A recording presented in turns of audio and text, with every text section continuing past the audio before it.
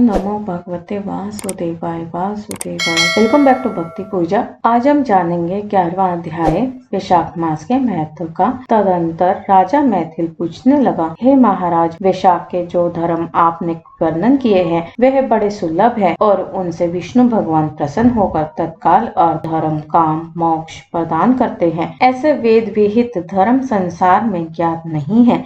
यह क्या बात है, मुझसे कहिए। शुद्धदेव बोले, हे राजन, वैशाख मास के कर्तव्य धर्म प्रख्यात क्यों नहीं है और अन्य धर्मों की संसार में ख्याति क्यों है? संसार में पुत्र पौत्र तथा धन संपत्ति सांसारिक भोगों के चाहने वाले मनुष्य बहुत है, इसलिए राजस और तामस धर्म संसार में प्रख्यात है। और जो इच्छा रहित सात्विक धर्म सुख प्राप्ति कर विष्णु भगवान को प्रसन्न करने वाले हैं, वह पृथ्वी पर छिपाने योग्य है। इसका कारण बताता हूँ, सुनो। इक्ष्वाकु के कुल का भूषण, काशीपुर में नृग का पुत्र, सार्वभौम राजा, बड़ा यशस्वी कीर्तिमान नाम का हुआ है। यह जितेंद्रिय, क्रोध को जीतने वाला, ब्राह्मणीय और राजाओं में उत्तम था।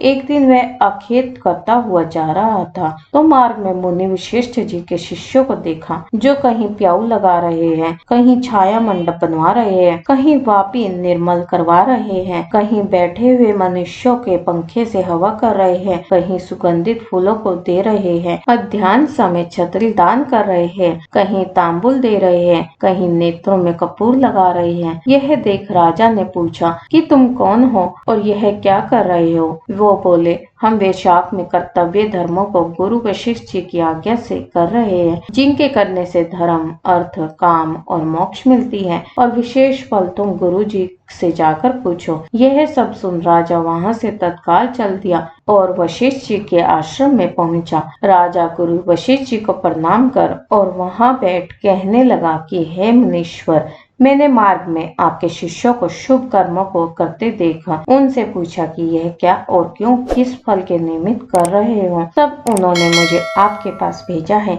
और कहा है कि हमें बताने का अवकाश नहीं। गुरु जी के पास जाओ, इसलिए मैं आपके पास आया हूँ कि आपसे इन धर्मों को सुनूं। वशिष्ठ जी प्रसन्न हो कहने लगे, हे राजन, वैशाख मास में प्रातः काल स्नान कर विष्णु भगवान की विधि पूर्वक प्रेम से पूजन कर दान करें और ब्राह्मणों की सेवा करें। ऐसा करने से जगन्नाथ भगवान प्रसन्न होते हैं। इसलिए तुम अपने राज्य में भी जहाँ जो कोई वैशाख धर्मों को न करे उसे दंड दो। इस प्रकार वशिष्ठ जी से वैशाख युक्त सब धर्म सुन भक्ति पूर्वक उनकी पूजा कर अपने घर चला गया और सभी धर्म कर देव निर्जन केशव भगवान से बड़ी प्रीति करने लगा। हाथी पर ढोल रखवा कर अपने राज्य में मुनादी करा दी कि 8 वर्ष से 80 वर्ष के वृद्ध पिता पुत्र भार्या या इष्ट मित्र कोई भी हो, जो मेष की संक्रांति में सूर्य देव से पहले स्नान नहीं करेगा और विशाख युक्त धर्म का पालन नहीं करेगा, उसको चोर के समान दंड दे देश से निकाला दूंगा। गांव गांव में धर्मोपदेशक ब्राह्मण नियुक्त कर दिए और धर्महीन को दंड देने के लिए 10-10 सवार नियुक्त कर दिए। इस प्रकार इस चक्रवर्ती राजा के राज्य शासन से यह धर्म वृक्ष सब देशों में विस्तार पूर्वक फैल गया। जो मनुष्य प्रमाद से भी इस राजा के नगरों में मर जाते थे, उसको निसंदेह विष्णु लोक प्राप्त होता था और यमलोक नहीं जाते थे, जिससे चित्रगुप्त को लिखने के लिए कुछ काम न रहा। सभी पापी लोग से नरक खाली हो गया। तब नारद जी धर्मराज के पास जाकर बोले, हे राजन, नरक में पहले जैसे हाहाकार शब्द अब सुनाई नहीं देते। खोटे कर्म करने वाले माया और दंभ से बड़े हुए पापी मनुष्य तुम्हारे लोक में क्यों नहीं आते? और चित्रगुप्त भी हाथ पर हाथ धरे बैठे हैं, इसका क्या कारण है? तब धर्मराज बोले, हे नारद, आजकल पृथ्वी का राजा ऋषिकेश पुराण पुरुषोत्तम का बड़ा भक्त है। उसने अपने देश भर में मुनादी करा दी है कि सब छोटे बड़े बूढ़े मेष की संक्रांति में वैशाख मास के धर्म का पालन करें। उल्लंघन करने पर दंड के भागी होंगे, जिसके भय से वहाँ की प्रजा के लोग वैशाख के धर्मों का पालन करते हैं। इस कारण उनका मेरे लोक में आने का मार्ग बंद हो गया है और सब ब्रह्म हत्या आदि पापों से छूटकर सीधे विष्णु पद को प्राप्त होते हैं। इसलिए मैं उस महाबाली से युद्ध कर उसे मारूंगा।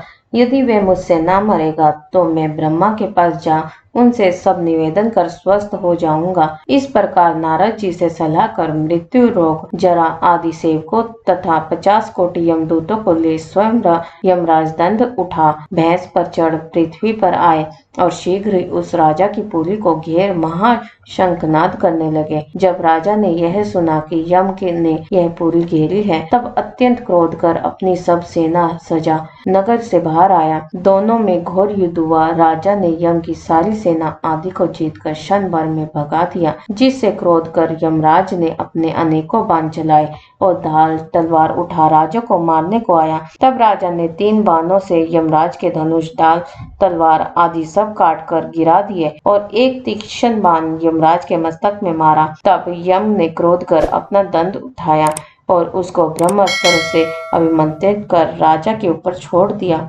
यह देख विष्णु भगवान ने अपने भक्त की रक्षा के लिए सुदर्शन चक्र छोड़ा, जो रण में आ ब्रह्मास्त्र का निवारण कर यम को मारने को उद्यत हुआ। तब राजा सुदर्शन चक्र को नमस्कार कर स्तुति करने लगा कि इस यम की रक्षा करिए। तब सुदर्शन चक्र राजा की स्तुति करने पर वैकुंठ को चला गया और यम बहुत उदास हो ब्रह्मा जी के पास गए, जहाँ लोकपाल और दिक्पाल बैठे उपासना कर रहे थे। उसने देखा चारों इतिहास पुराण शरीर धारण कर खड़े हैं, नदी सरोवर मूर्तिमान विराजमान है, पीपल आदि सभी वृक्ष खड़े हैं, वापी, कुआं, तालाब और पर्वत सब मूर्तिमान है।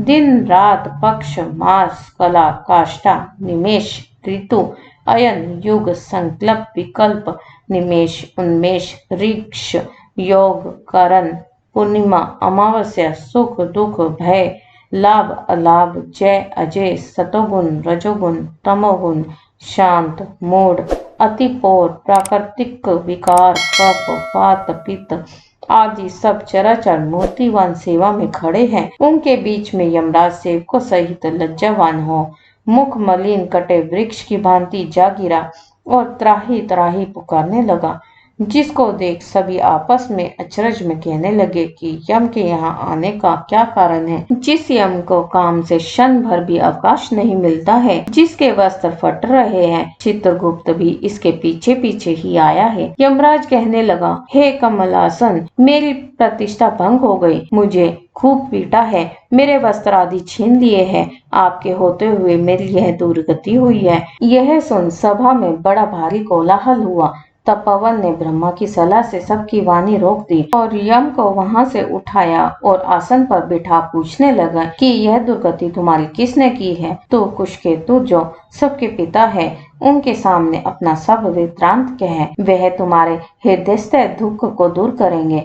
तब पवन के कहने पर यमराज कुशकेतु के पुत्र के मुख की ओर बड़े बड़े दीन सवर और गदगद वाणी से सत्य सत्य बताने लगे। ओम नमो भगवते वासुदेवाय। यहीं पर हमारा 11वां अध्याय खत्म होता है। 12वां अध्याय हम नेक्स्ट वीडियो में करेंगे और वैशाख मास के महत्व की प्लेलिस्ट का लिंक मैं आपको डिस्क्रिप्शन बॉक्स में दे दूंगी, आप वहां से जाके चेक कर सकते हो। आप हमारे चैनल पे नए हो तो हमारे चैनल को लाइक, शेयर एंड सब्सक्राइब करना ना भूलना, साथ में बेल आइकन का भी दबा देना ताकि आपको सबसे पहले नोटिफिकेशन मिल जाए नेक्स्ट वीडियो का, और यह बिल्कुल फ्री होता है। जय माता दी। #भक्ति पूजा।